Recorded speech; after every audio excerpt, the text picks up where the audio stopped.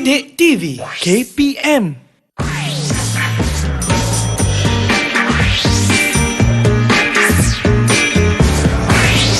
Didik TV KPM.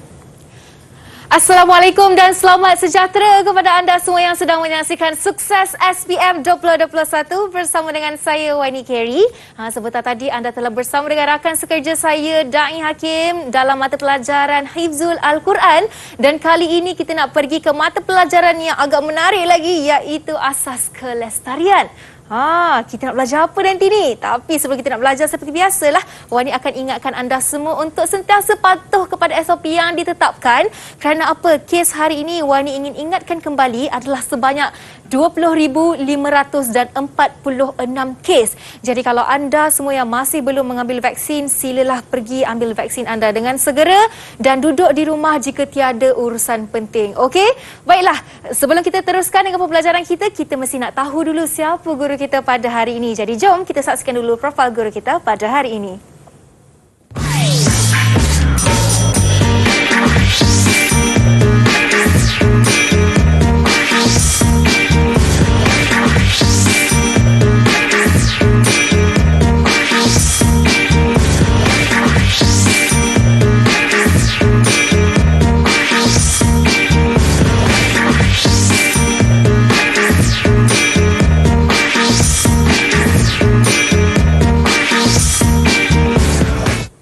Merupakan guru kanan mata pelajaran TVET dan telah berpengalaman selama 20 tahun dalam mengajar mata pelajaran ini. Jadi jom kita bawakan ke studio bersama dengan kita hari ini Cikgu Muhammad. Assalamualaikum Cikgu, apa khabar? Waalaikumsalam Wani. Wani apa khabar? Sihat hari ini? Sihat Alhamdulillah Cikgu.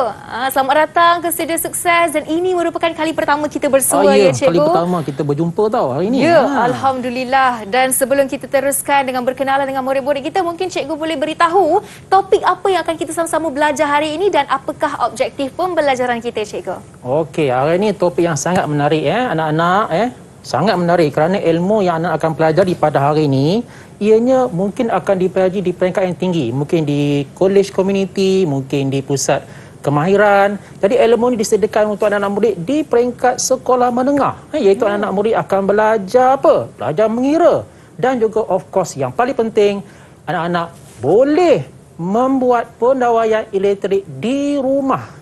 Okey Wani? Okey, secara khususnya topik kita seperti yang diberitahu adalah sumber tenaga Cikgu. Ya Wani, betul Wani. Yang ada berkaitan dengan elektrik dan di sekeliling kita. Ya. Okey, baik. Jadi sekarang ini kita nak berkenalan dengan murid-murid kita dari Sekolah Menengah Kebangsaan Tan Sri Muhammad Rahmat Johor Bahru yang akan bersama dengan kita hari ini. Assalamualaikum, apa khabar murid-murid semua? Sihat ke tu? Sihat. Seorang je jawab. Mana suara yang lain? Sihat, Alhamdulillah. Itu dia. Alhamdulillah. Itu dia semangat yang Kak Wani inginkan. Ini semua bakal-bakal pelajar cemerlang ni. Kerana anda join kelas hari ini, di petang hari ini dengan penuh semangat. Jadi Kak Wani nak berkenalan dengan anda dahulu. Sila beritahu nama dan juga cita-cita anda. Kita mulakan dengan murid yang pertama, Nurul Raudah. Dipersilakan. Assalamualaikum, nama saya Nur Raudah binti Mahathir. Cita-cita saya ingin menjadi seorang jurutera seni bina. Jurutera Cikgu. Okey, seterusnya kita ada Nurul Izzati. Hai, Assalamualaikum. Nama saya Nur Izzati binti Azrin. Cita-cita saya ingin menjadi chemical engineer. Wow, menjadi chemical engineer. Engineer juga di situ. Seterusnya kita ada Nazirul. Assalamualaikum, nama saya Nazirul.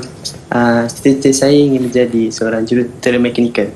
Jurutera mekanikal. Okey, baik. Kita nak tanya Faiz. Hai, Assalamualaikum. Saya Ahmad Faiz Zuhairi bin Ahmad Fulkufin dan cita-cita saya ingin menjadi mechanical engineer. Mechanical engineer juga. Okey, seterusnya kita ada Pavindra. Selamat sejahtera, nama saya Pavindra Ram dari Sekolah Menengah Kebangsaan Tan Sri Muhammad Rahmat. Cita-cita saya adalah untuk menjadi seorang jurutera automobil. Okey, ini automobil, dan akhir sekali kita nak dengarkan dari Zahid. Assalamualaikum dan selamat sejahtera. Nama saya Ahmad Zahid bin Azman, sekolah di SMK Tan Sri Muhammad Rahmat. Cita-cita saya mechanical engineer. Mechanical Engineer. Baik, kita dah dengarkan rata-rata mereka ingin menjadi jurutera di sini, cikgu. Wow, hebat sekali. Dan sekarang ini sebelum kita mulakan pembelajaran kita, seperti biasa Wani ingin menjemput semua guru kita dan terutama cikgu untuk pergi ke meja di sebelah sini untuk kita sama-sama membuat sanitasi tangan sebagai langkah pencegahan awal. Jadi cikgu boleh datang. Boleh pakai hand sanitizer. Okey, pakai je banyak mana yang cikgu inginkan. Cukuplah Cukup cikgu. Lebih banyak lebih selamat. Okey, jadi pakai mask pun sudah, jaga jarak pun sudah dan sekarang ini kita nak berehat seketika dan kita akan mulakan pembelajaran kita selepas ini hanya dalam Sukses SPM 2021. Jangan ke mana-mana. Salam sejahtera. Saya bagi pihak penjaga mengucapkan ribuan terima kasih kepada guru yang hebat Encik Muhammad atas usaha beliau mendidik anak murid bagi mata pelajaran asas kelestarian. Sekalung penghargaan ingin saya tujukan kepada Kementerian Pendidikan Malaysia atas inisiatif mereka mengusahakan rancangan mingguan didik TV yang sebenarnya banyak membantu anak murid di luar sana sepanjang pelaksanaan PDPR. Sekian, terima kasih. Didik TV KPM. Didik TV KPM. Bertemu kembali dalam Sukses SPM 2021 bersama dengan saya Wani Carey. Dalam mata pelajaran kita hari ini adalah Asas Kelestarian dan kita bersama dengan Cikgu Muhammad bin Haji Osman selaku guru kanan mata pelajaran Tibet dan 6 murid dari Sekolah Menengah Kebangsaan Tan Sri Muhammad Rahmat Johor Bahru. Jadi cikgu, kita dah berkenalan dengan semua murid cikgu dan sekarang kita nak dengarkanlah pula pandangan mereka mengenai mata pelajaran ini. Sebab bagi Wani sendiri kan cikgu, kalau bab sumber tenaga elektrikal ke mesti orang kata untuk lelaki je. Wani pun nak dengar juga pandangan murid cikgu. Adakah mata pelajaran asas kelestarian ini sebenarnya untuk lelaki sahaja? Jadi jom kita dengarkan pandangan mereka. Kita nak tanya Nurul Izzati terdahulu. Silakan. Okey, pada pandangan saya, asas kelestarian merupakan suatu subjek yang agak seronok kerana ianya banyak berkaitan dengan kehidupan dan persekitaran saya. Tambahan pula cita-cita saya ingin menjadi seorang engineer. Jadi subjek ini agak sesuai dan ianya menarik perhatian saya untuk mempelajarinya. Baik, terima kasih Izzati atas pandangan yang sangat baik. Sekarang kita nak tanya Pavindra pula. Hello, saya berasa sangat bertuah untuk mempelajari subjek asas kelestarian ini kerana terdapat pelbagai ilmu yang berkaitan dengan bidang kejuruteraan seperti kejuruteraan awam dan kejuruteraan elektrik. Adunan bidang-bidang tersebut dapat membantu saya untuk melanjutkan pelajaran saya ke peringkat yang lebih tinggi dan sememangnya cita-cita saya adalah untuk menjadi seorang jurutera. Ya, itu dia pandangan Pavindra dan akhir sekali kita nak tanya Zahid.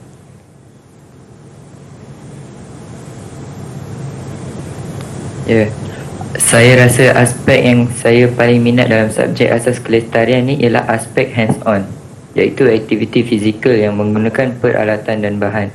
Ini akan memberikan pengalaman yang saya boleh aplikasikan dalam kehidupan seharian. Baik, terima kasih Zahid. Jadi kita dah dengarkan pandangan daripada ketiga murid hari ini dan jelaslah bahawa siapa kata electrical hanya untuk lelaki sahaja, tapi sangat penting untuk kita mempelajari mata pelajaran ini untuk kehidupan seharian kita. Betul ya cikgu? Betul Wani, betul. Okey. Alright, sekarang ni cikgu kita nak tanya dulu mereka. Kalau mereka sudah bersedia, sila berikan Kak Wani thumbs up macam ini kalau anda sudah bersedia untuk belajar. Okey, baik. Jadi jom tanpa melengahkan masa, mari kita mulakan pembelajaran kita pada hari ini bersama dengan Cikgu Muhammad. Dipersilakan Cikgu.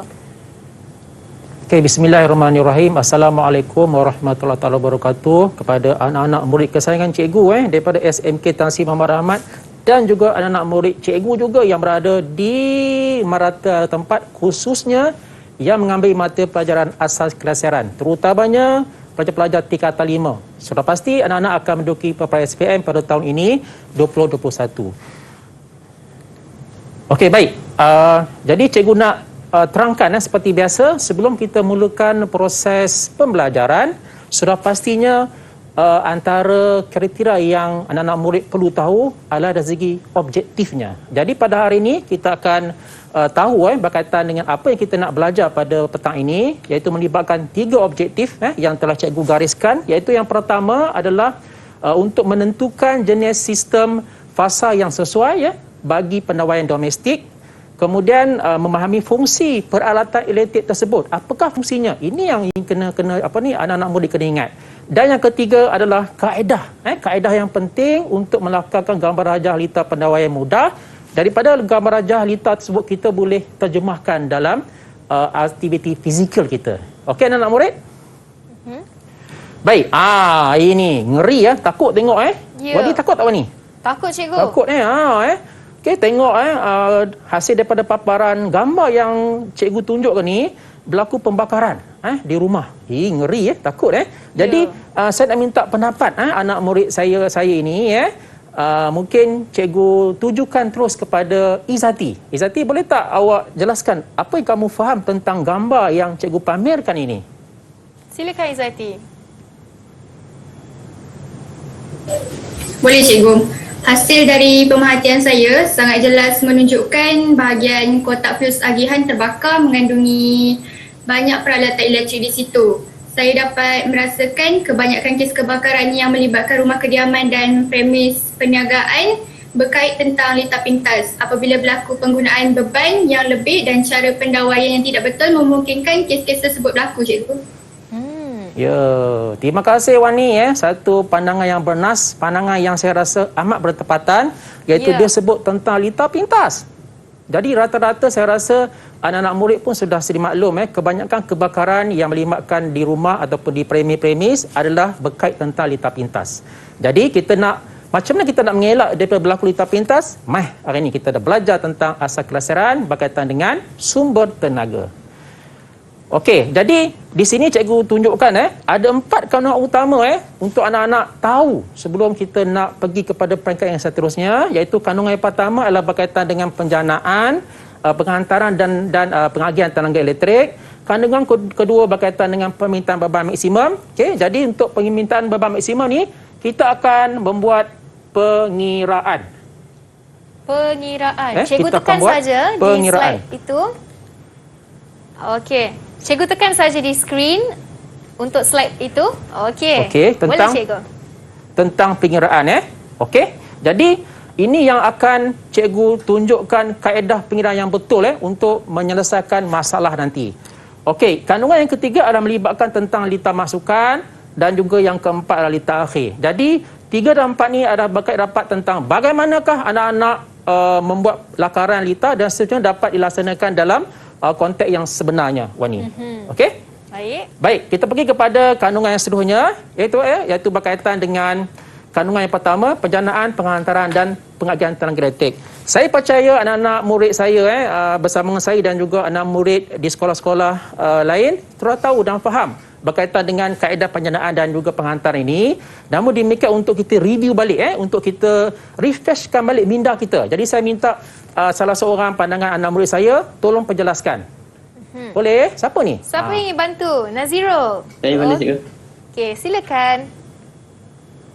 Untuk sistem pembekalan tenaga elektrik di Malaysia, dia ada 3 peringkat. Yang pertama, penjanaan.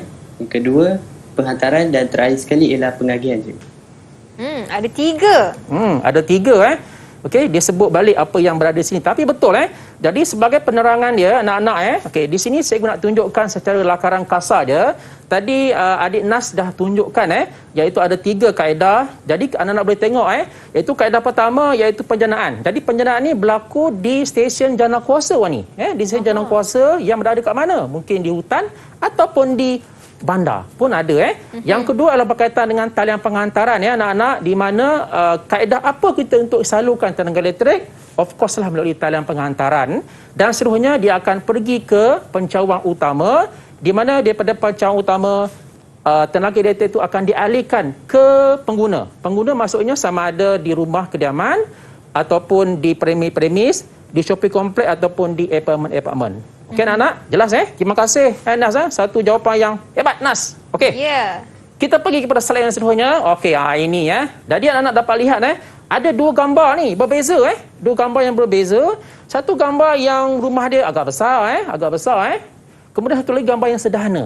Boleh tak anak-anak kesayangan cikgu ni menceritakan apakah anak-anak yang anak faham tentang gambar yang cikgu tunjukkan kepada anak? Boleh siapa tak yang bantu cikgu sekarang ni? Boleh tak? Sesiapa yang ingin berkongsi? Rauda. Ya, Rauda.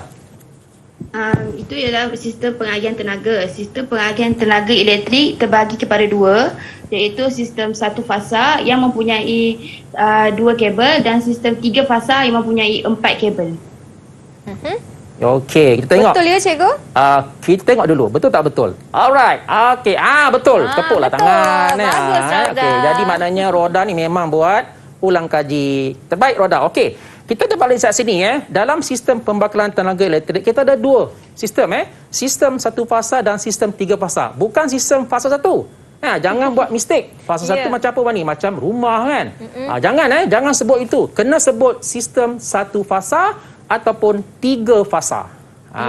Okey, jadi bila bersebut tentang 3 fasa dan 1 fasa, of course lah dia mesti melibatkan talian kabel. Anak-anak, talian kabel.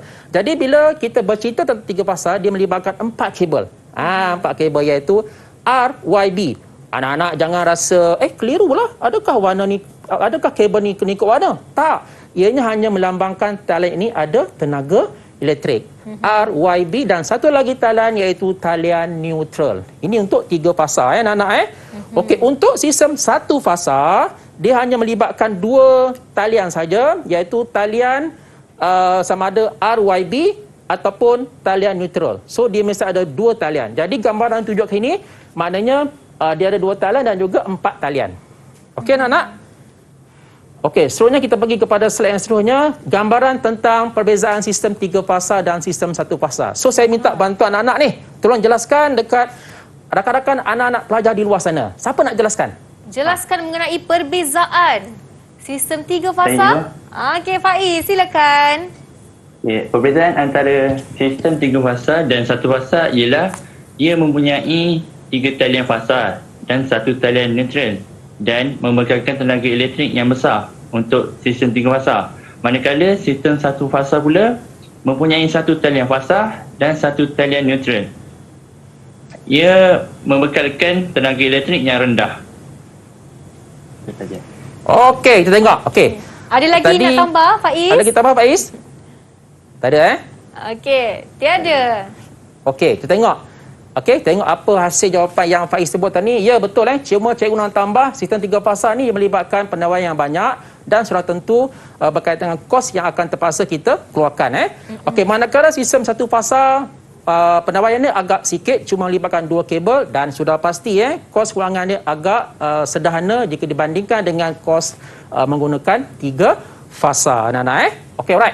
Okey, cikgu, saya ada soalan. Ya, Wani. Mungkin ada yang tidak mengambil mata pelajaran ini tapi ingin tahu dan faham secara mudahnya perbezaan antara 3 fasa dan 1 fasa ni secara mudahnya, cikgu. Ayat mudahlah orang kata. Ya. Cara mudah macam ni. Jika dalam rumah kita ada banyak guna peralatan, contohnya aircon 10, contoh 10 banyak soket melebihi daripada yang sepatutnya, itu kita kena guna sistem 3 fasa. Jika rumah kita hanya mungkin guna 2-3 aircon, cukup 1 fasa pun cukup memadai. Itu yang simple lah untuk kita fahami. Baik, baru saya faham, cikgu. Terima kasih, cikgu. Okey, sama-sama, mari Wani. kita sambung. Alright. So kita pergi kepada slide berikutnya. Ini penting maha penting anak-anak iaitu ia melibatkan pengiraan Wani. Of course lah, sebagai seorang engineer elektrikal dia kena tahu nak buat pengiraan. Sebab melalui pengiraan lah dia akan tahu rumah atau bangunan ini sesuai untuk 1 fasa ataupun 3 fasa. Jadi saya nak minta pendapat ni anak-anak saya yang saya sayangi ni, boleh tak tolong jelaskan kepada rakan-rakan di luar apakah yang dimasukkan dengan permintaan beban maksimum? Macam mana pula tu? Siapa nak tolong bagi Kak Wani faham ni? Izzati, silakan. Pada pengetahuan saya, ianya ialah anggaran pengiraan keadaan arus bagi peralatan elektrik. Contohnya lampu, kipas, penghawa dingin dan yang lain-lain. Baik. Ada lagi, Izzati? Itu je. Okey, perfect jawapan daripada Izzati. Nampak gayanya Wani, dia ni memang antara pelajar cemerlang cikgu ni. Wow. Okey. Hebat. Baik, tengok sini. Jadi Wani tadi sebut cuma statement yang pertama. Okey, statement yang kedua dan ketiga tu melibatkan dengan of course lah, di rumah kita Wani, tak semua kita gunakan beban kan. Katalah kita ada 10 lampu dan ada 5 soket, tak semua kita gunakan. Betul. Jadi untuk lebih adil, IEE ataupun Institut Kejuruteraan Elektrik telah menentukan jadual bagi mengirakan anggaran agro yang sesuai digunakan supaya pendawaian itu dapat dilakukan dengan sebetulnya. Okey, terima kasih yang beri jawapan tadi. Siapa wanita tadi? Izzati. Ya, Izzati. Okey. Kita pergi pada slide yang seterusnya. Okey, yang ini adalah jawapan B.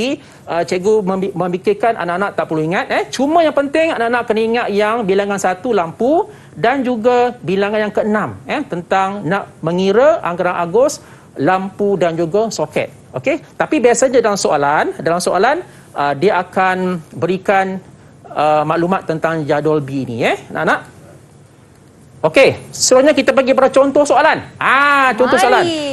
Tadi Wani kita dah belajar tau konsep asas penjanaan, kemudian kita dah belajar sistem 3 fasa, sistem 1 fasa kan. Kemudian betul. Juga kita dah belajar konsep asas tentang pengiraan. Tapi bagaimana kita nak buat kiraan ini? Kan? Di rumah kita banyak peralatan elektrik kipas, lampu, cuma kita tahu letak je. Betul. Tapi kita tak tahu nak mengira ni. Macam mana? Okey, jadi cikgu bacakan contoh soalan ni Wani dan anak murid saya. Soalan contoh 1, sebuah bilik tidur. Okey, sebuah bilik tidur dipasang dengan 2 unit lampu filament 60 watt. Soalan dia, hitung arus maksimum lampu itu. Okey, 3 markah diberikan. Ingat Wani, biasanya Wani dalam soalan macam ni dia ada 3 markah tau. Jadi disebabkan penglibatan kiraan mesti ada cara tunjuk pelajar. Ya, jalan kerjanya mesti jalan ada. kerja. Kalau pelajar terus tulis jawapan, hilang 2 markah sebenarnya. Betul. Okey, jadi cikgu dah minta bantuan anak-anak murid kesayangan cikgu, tolong jawab soalan yang cikgu pamerkan ini. Okey, siapa ingin jawab? Pavindra. Silakan. Okey, cikgu. Sekarang kita nak kirakan arus maksimum lampu itu. Okey. Kita akan gunakan formula I sama dengan P per V. Nilai P ialah 2 unit darab dengan 60 watt. Maka dalam bentuk formula yang lengkap, I sama dengan 2 unit darab dengan 60 watt per dengan 230 voltan. Maka nilainya ialah 0.522 ampere. Itu saja cikgu. Okey. Mari kita lihat. Wadi tengok tak paparan dari kaca TV itu, saya nampak Parvin guna pensel dan pen dan juga kertas. Maknanya dia tengah buat kerja tu. So kita tengok jawapan dia. Mari. Betul tak betul? Dapat 3 markah tak Pavindra? Kita tengok warna merah ni maknanya cara kerja dia. Jadi cikgu dah tunjukkan tau cikgu dah tunjukkan cara kerja dia. 2 unit lampu kali 60. Kita mesti tulis formula I sama dengan P per V. Kita kena tulis formula dan kita masuk nilai, kita akan dapat jawapan 0.522 dan inilah seharusnya anak-anak buat untuk dapat markah yang tinggi dan skor perfect. Okey, itu dia soalan yang dijawab oleh Pavindra, soalan pertama untuk hari ini. Dan kita nak recall semula apa yang telah kita pelajari sebentar tadi. Kita dah buat penjanaan, kita dah tahu perbezaan sistem 1 fasa, 3 fasa dan pelbagai lagi. Dan selepas ini kita nak buat lebih banyak soalan bersama dengan mereka semua. Tapi sebelum itu kita nak berehat seketika lah. Dan kembali selepas ini dalam Sukses SPM 2021. Jangan ke mana-mana. Bismillahirrahmanirrahim.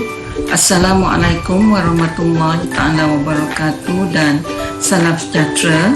Saya Puan Rusani binti Ahmad, pengetua daripada SMK Tan Sri Muhammad Rahmat, Johor Bahru, ingin mengucapkan jutaan terima kasih kepada guru cemerlang sekolah kami iaitu Encik Muhammad bin Osman atas perkongsian ilmu dan juga perkongsian idea yang sangat berguna sebentar tadi.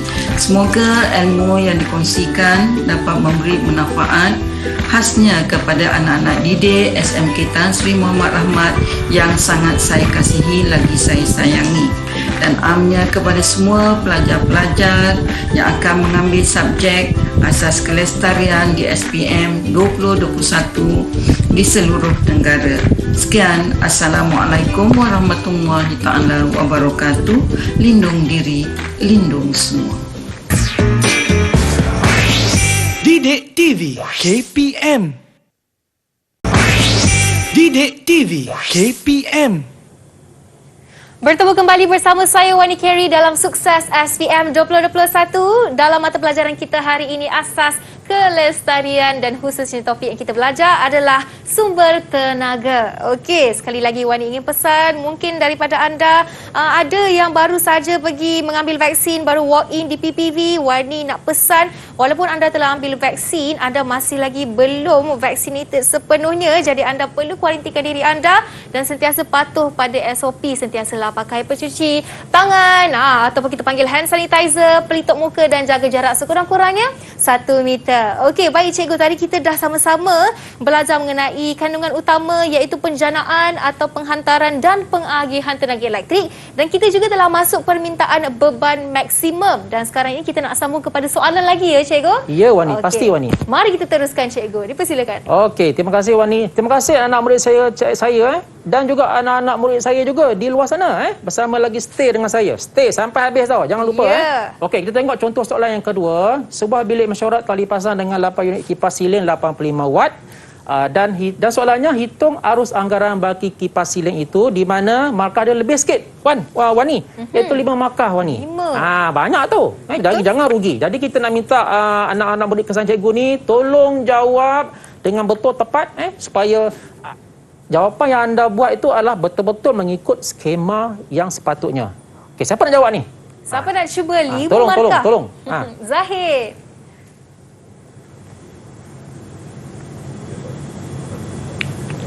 Okey cikgu.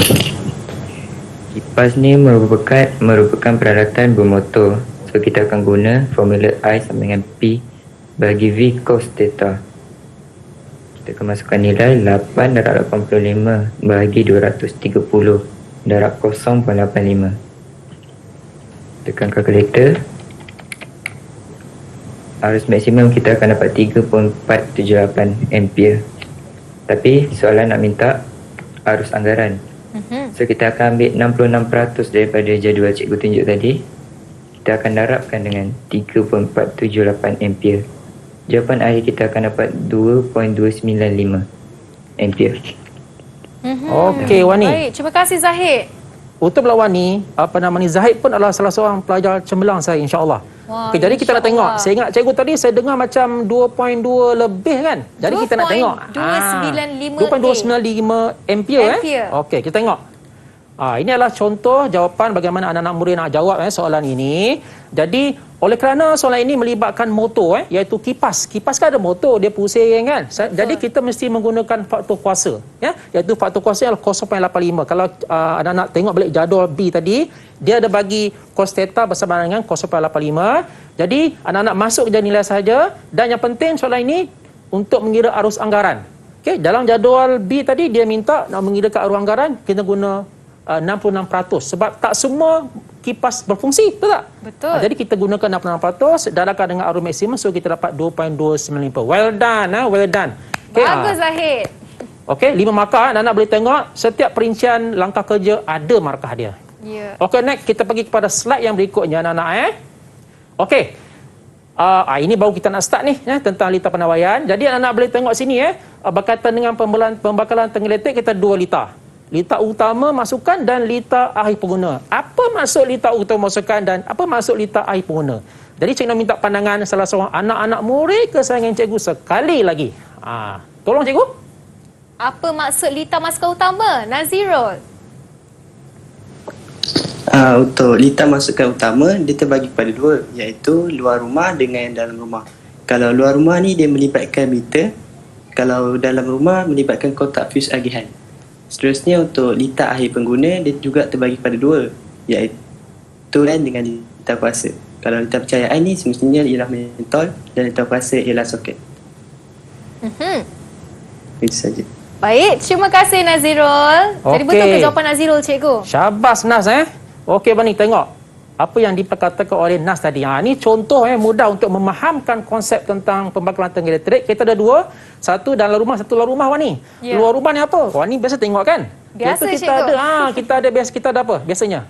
Kita ada meter kilowatt jam. Bijak Wani. Okey, kemudian kita ada dalam rumah kita ada kotak fuse agihan. Okey. Manakala last kali adalah tentang litar akhir pengguna, ianya melibatkan lampu, atau kipas dan juga melibatkan soket alir keluar 13 ampere.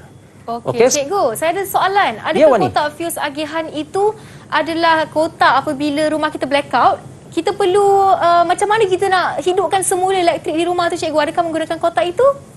Oh, bagus soalan Wani tu Soalan yang diutarakan kepada cikgu ni, dah harap anak-anak di luar sana dapat mendengarnya. Betul Satu soalan yang baik di mana jika berlaku contohnya trip waktu malam, kan of course lah kita kena ambil torchlight. Di mana kita pergi cari-cari kat mana tempat kotak fuse agihan.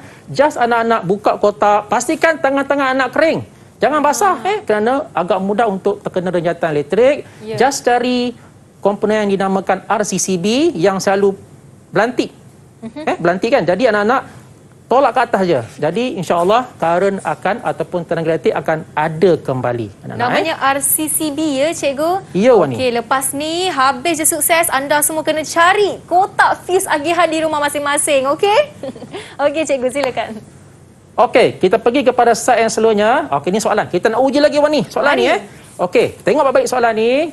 Untuk soalan contoh 3, Raja 1 menunjukkan sistem bahagian tenaga elektrik ada 2 gambar yang berbeza satu rumah besar, satu rumah kecil. Tadi kita tengok tadi kan.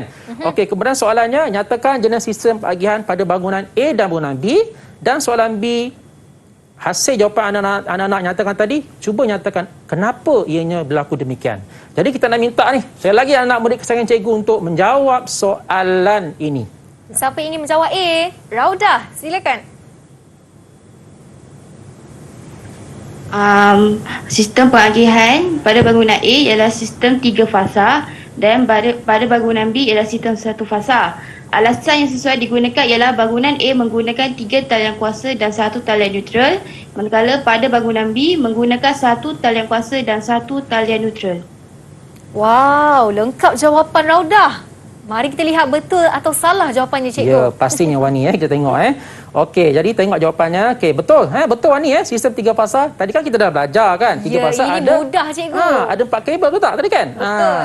Kemudian untuk rumah B 1 fasa. Tapi kenapa anak-anak nyatakan jawapan ini?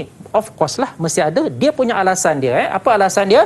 A menggunakan 3 talian kuasa dan 1 talian neutral, dan B menggunakan 2 talian, iaitu 1 talian kuasa dan 1 lagi talian neutral. Wani Okey, kita pergi pada slide yang seterusnya. Ni soalan ni. Soalan rasa jarang anak-anak tengok kan? Okey, jadi cikgu nak baca dulu soalan. Untuk soalan contoh 4, Rajah 2 menunjukkan pembekalan tenaga elektrik di rumah kediaman. Kita ada 3 rumah kediaman soalannya, berdasarkan Rajah 2, lengkapkan penyambungan talian pada rumah A dan rumah B. Contoh jawapan untuk rumah C telah diberikan. Okey, untuk soalan B1, nyatakan jenis sistem fasa elektrik yang dibekalkan kepada semua rumah itu. Dan B2, terangkan pemilihan penyambungan talian yang anda telah lakukan itu. Pasti saya nak minta jawapan daripada anak murid saya ni. Siapa yang boleh bantu cikgu ni? Siapa? Faiz, silakan.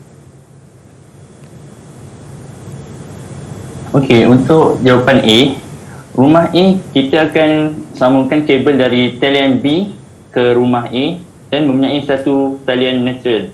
Manakala rumah B pula, kita akan menyambungkan talian Y ke rumah bersama dengan talian neutral. Untuk jawapan B pula, kita akan gunakan 1 fasa sebabnya setiap rumah memerlukan talian kuasa yang berbeza. So jadi tiada bekalan gangguan elektrik yang dapat berlaku di masa akan datang. Baik, terima kasih Faiz.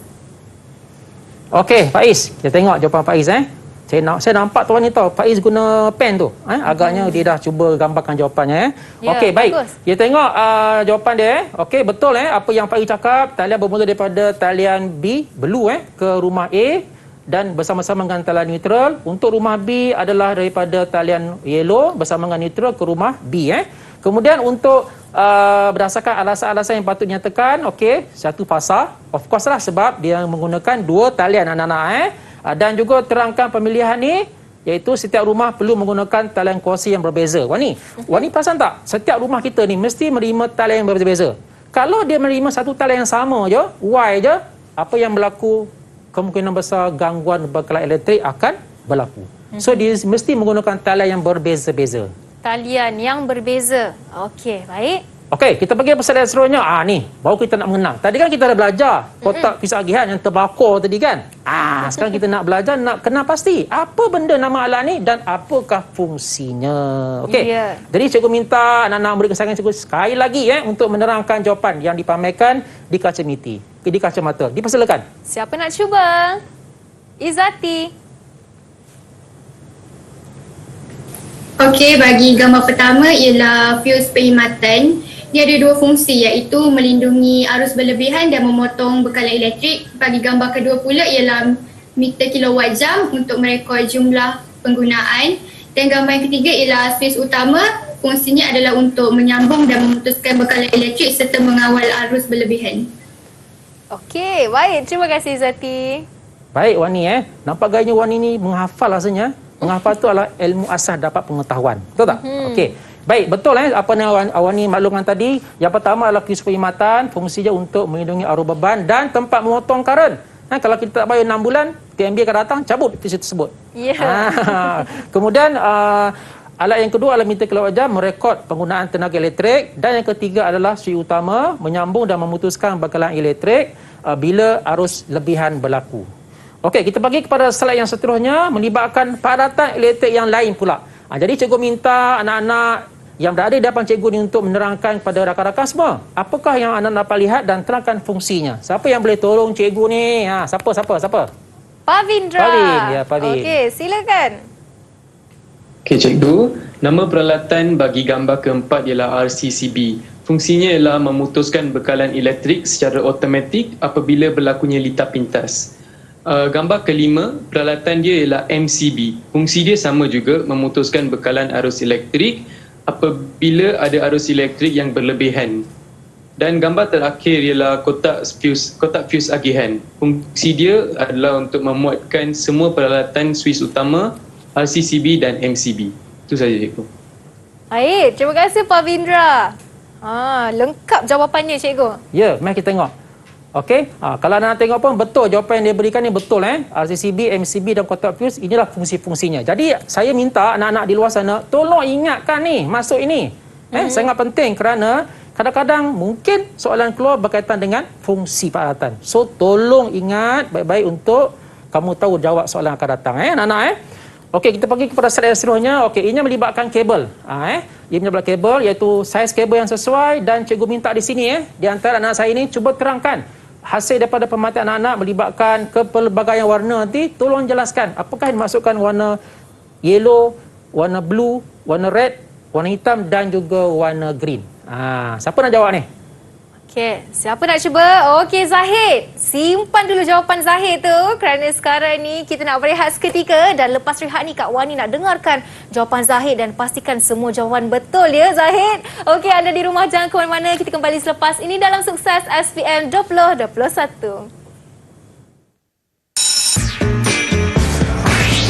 Didik TV KPM. Didik TV KPM.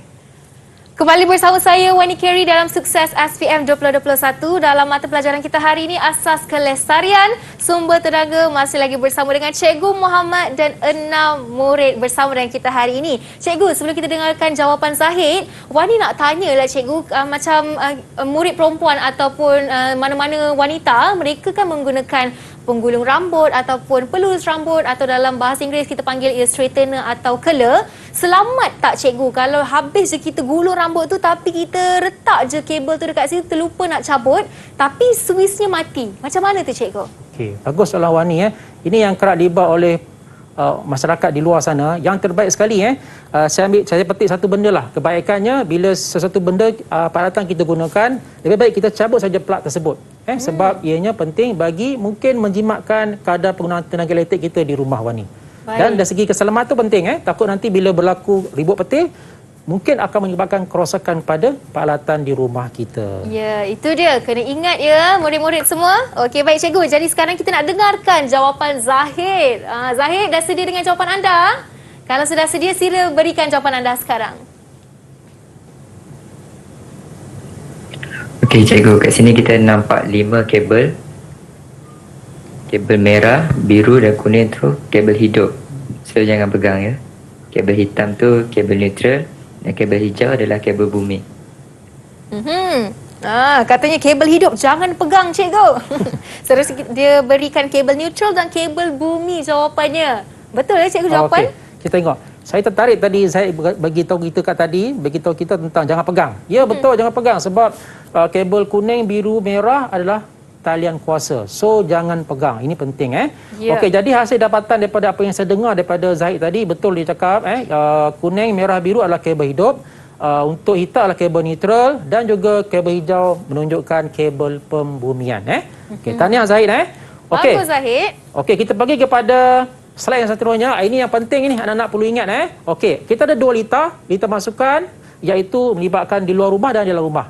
Okey, jadi cikgu nak tunjuk kat sini adalah berkaitan dengan penyambungan yang sebenarnya Jadi kalau anak-anak tengok daripada MCB 6 ampere dia akan sambung ke lampu.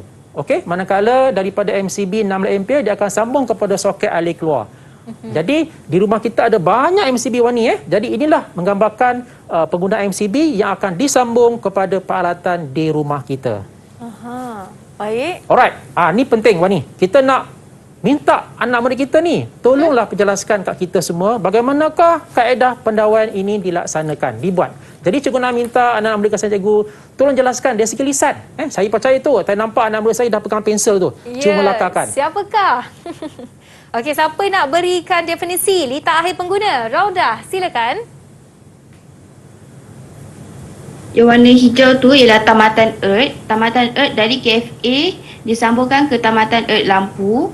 Lepas tu yang tengah tu adalah MCB. Tamatan MCB 6 ampere KFA ke common switch. Yang daripada switch tu ada satu W means tamatan switch satu hala disambungkan ke tamatan hidup lampu. Dan akhir sekali yang N ialah tamatan neutral disambungkan ke tamatan neutral lampu. Baik, terima kasih Raudah. Okey Raudah saya rasa apa yang diberikan jawapan dulu kita dengar, saya rasa ada kebenarannya. Cuba kita tengok Okey, untuk tamatan KFA Earth akan disambung ke tamatan Earth lampu. Manakala daripada tamatan neutral ke tamatan neutral lampu dan akhir sekali of course daripada tamatan MCB 6 ampere akan disambungkan kepada common switch dan switch satu hala dia ada dia punya connection tamatan tu akan disambungkan pada kabel tamatan di dalam lampu. So inilah cara yang betul supaya tak berlaku renjatan dan masa kita uji lampu itu dapat menyala. Okey Mani? Okey. Okey, seterusnya kita pergi kepada pendawaian satu soket alir keluar ni. Jadi saya nak minta bantuan anak-anak tolong jelaskan kepada kita bagaimanakah pendawaian soket alir keluar. Siapa nak terangkan ni? Siapa yang ingin cuba? Izzati, silakan.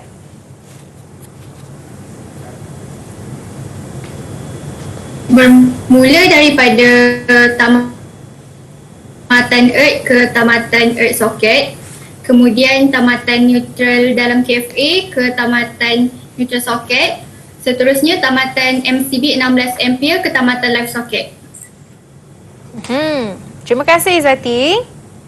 Mari kita lihat jawapannya betul atau salah cikgu. Okey, mari Wani kita tengok jawapan dia. Betul-betul. Wani, tengok pelajar perempuan pun boleh buat wiring tau. Ya, hebat. saya kagum cikgu. Betul.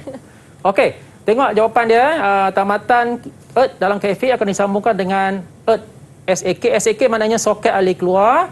Dan tamatan neutral daripada KFA akan disambungkan kepada tamatan neutral SAK. Dan yang terakhir tamatan MCB 16 ampere. Ingat, kalau kita nak buat penyambungan soket alir keluar, kita mesti menggunakan MCB 16 ampere. Tak boleh guna 6 ampere. Apa berlaku? Takut nanti dia mudah berlantik. Wani Sebab tu kadang kita guna apa ni pelatan rumah pup. Sebab apa? Inilah akibatnya. Baik. Okey, jadi ini adalah soalan latihan soalan latihan yang merumuskan tentang pembelajaran yang anak-anak murid dah pelajari berkaitan dengan pengiraan Okey, jadi apa di sini soalannya melibatkan pengiraan. Jadi boleh tengok contoh soalan 5 Darjah 3 menunjukkan sebuah mesin yang telah siap dibina. Darjah 1 menunjukkan spesifikasi pemasangan dan pendawaian elektrik dalam kediaman tersebut. So kita ada rumah yang baru siap ni dan juga kita ada spesifikasi ni.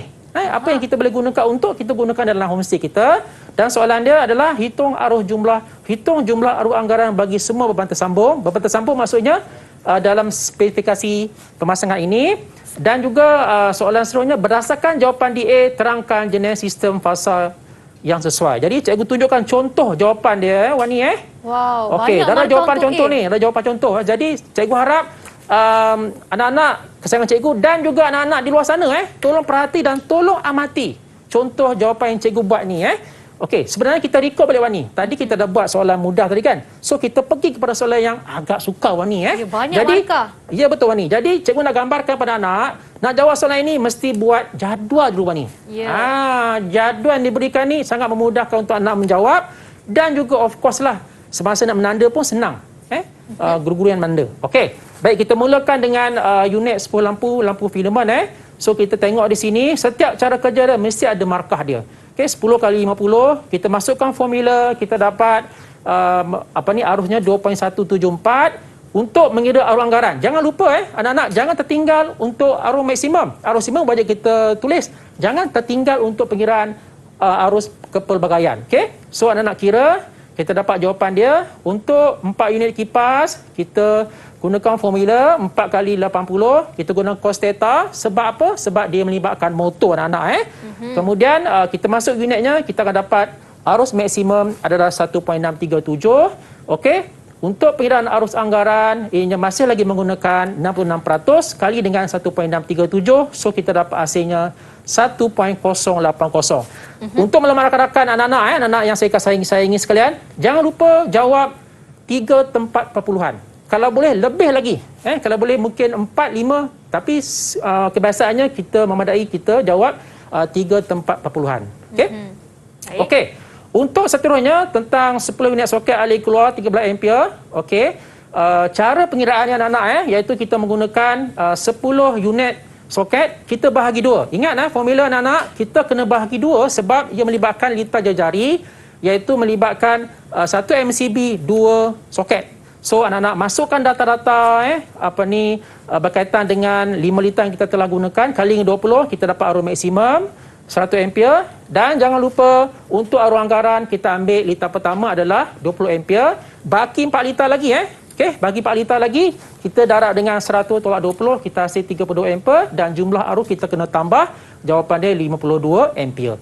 Okey, ada satu lagi anak-anak okey, tentang penghawa dingin ni pun sama juga melibatkan 1 unit. Jadi kalau anak-anak tengok data-data yang cikgu tunjuk ini menambahkan bagaimana pengiraan arus maksimum, dan kita dapat arus maksimum adalah 3.816 dan untuk hawa dingin dia tak perlukan anggaran jadi maksimumnya 3.86 dan bila kita tambah semua kita akan dapat 107 dan kita dapat markah totally terutamanya untuk anggaran Ogos 8.331 ampere Wani. Okey, baik. Jadi di sini kita ingin mengimbas kembali apa yang telah kita pelajari bersama dengan Cikgu Muhammad hari ini. Kandungan yang kita telah belajar adalah seperti penghantaran elektrik, permintaan beban maksimum, litar masukan utama dan litar akhir pengguna. Seterusnya kita dapat tahu nama serta fungsi-fungsi elektrik yang kita ketahui yang ada di sekeliling kita dan pentingnya untuk kita menguasai topik ini khususnya mereka yang akan mengambil subjek ini tak lama je lagi. Jadi Wani mengucapkan terima kasih kepada Cikgu Muhammad bin Haji Osman selaku guru kanan mata pelajaran TVET di atas ilmu yang dicurahkan pada hari ini. Dan Kak Wan doakan yang terbaik kepada kesemua 6 murid kita. Kita ada Nurul Raudah, Nurul Izzati, Muhammad Nazirul Hakim, Ahmad Faiz, Pavindra dan Ahmad Zahid. Dan insyaAllah kita jumpa lagi pada episod akan datang. Sekian saja dari saya, Wani Kerry dari Sukses SPM 2021. Bye-bye!